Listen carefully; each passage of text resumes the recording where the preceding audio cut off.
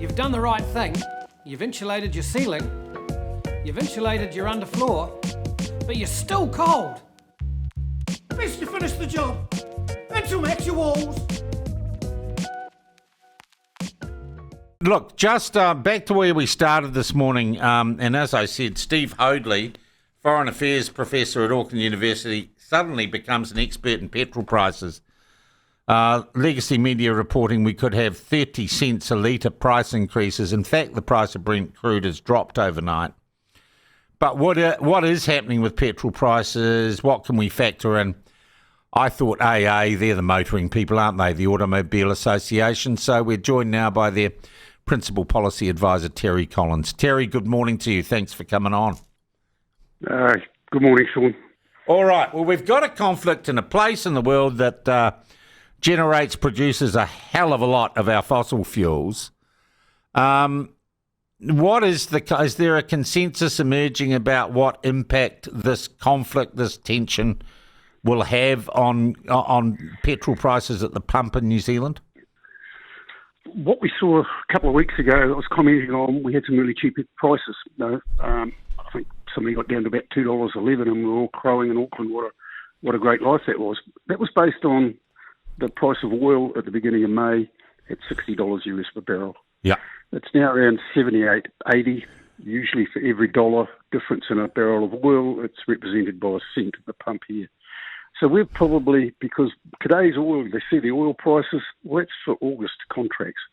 So the physical market, they buy their oil, it gets delivered, they have to refine it, then it gets shipped here. So we've got a bit of a lag in our supply line from when you see the price of oil to when it actually turns up at our pumps here and we use it in our cars. It's just that difference between buying the oil, getting it refined and getting it delivered. And so we're going to have some slow increases because that 60 was the bottom of the market about 6 weeks ago.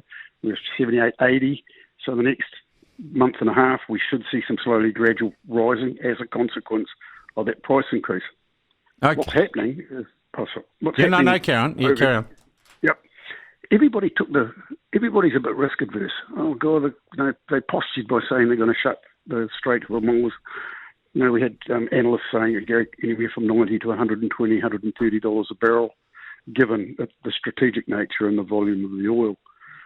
But by the looks of the attacks today, where they're very careful around to say we fired the exact same missiles that you shot at us, that they don't particularly want to escalate it, and it looks like they won't try to completely shut down the Strait of Hormuz.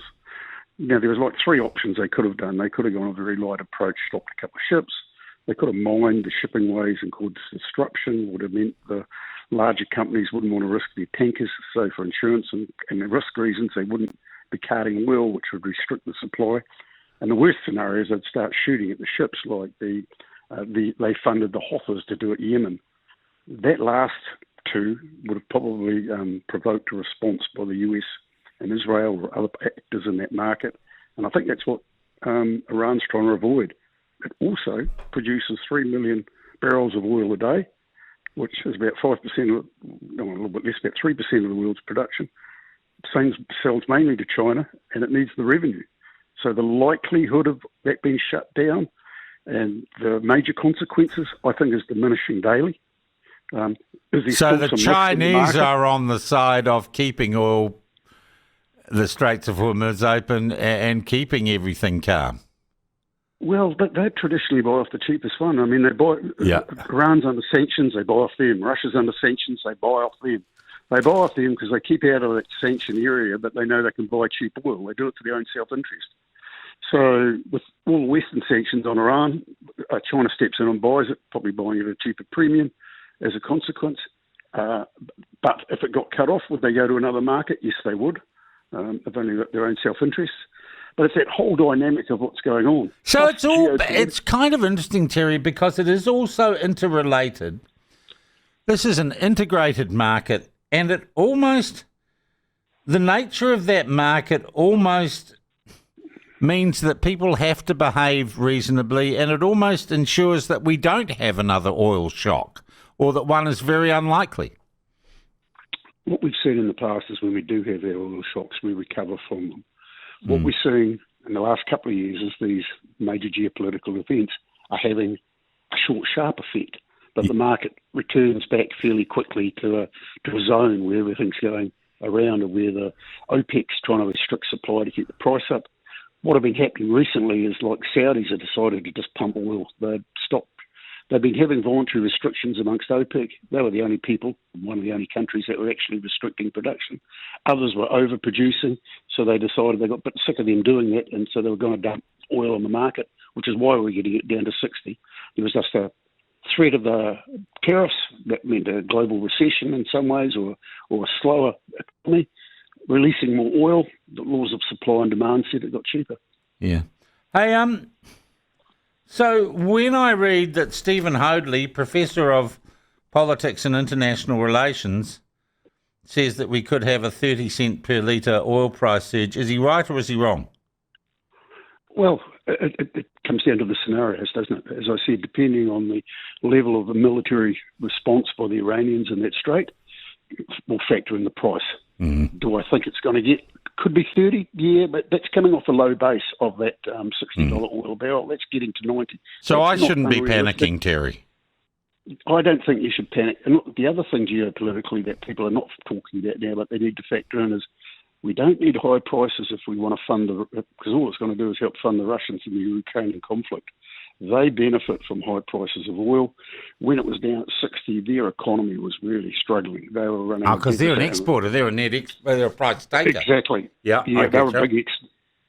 So every time the price gets up, they benefit. And what had been happening in the $60 mark, two things. One is the Russians were finding it really difficult, to balance their books. And two, President Trump and his drill baby drill, it was never going to happen in the US because most of the production they put on the last couple of decades has been in the Permian Basin from fracking. And that production cost us about $60 a barrel. So they're not going to be drilling at that price. So there's all sorts of dynamics going on in the Terry, market. where does and look, I've had people texting me this morning, we should reopen, this is an argument to reopen Marsden Point, etc. Where does our petrol come from? A lot of it comes down through that Strait of Hormuz, out of that, into refineries in Korea, Singapore, Malaysia. Yeah. We buy our refined product from them. It's difficult to identify the raw product from the finished product, but yes, our product does come from there. Interesting thing with our own domestic oil, it's what is known as light and sweet. We never used it. We got a premium. We sold it overseas because it was worth more selling it than it was using it.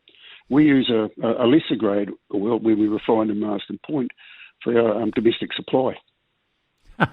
But we're still making sweet light petroleum?